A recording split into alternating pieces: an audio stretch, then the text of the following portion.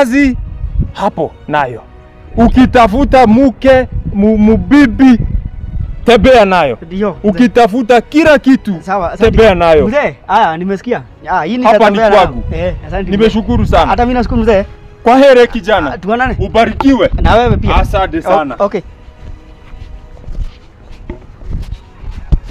Kuna maneno yake. Acha mimi nichukulie ndizi.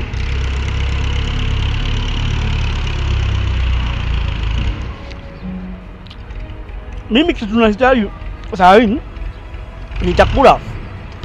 Vitu kama hizi unanipea nipeleka wapi? Sasa hiki tunanisumbua ni kazi na njaa. Na wewe mzee unanipea bakawa. Hizi ni bakora za takataka. Akini baraka. Sitaki kujinga.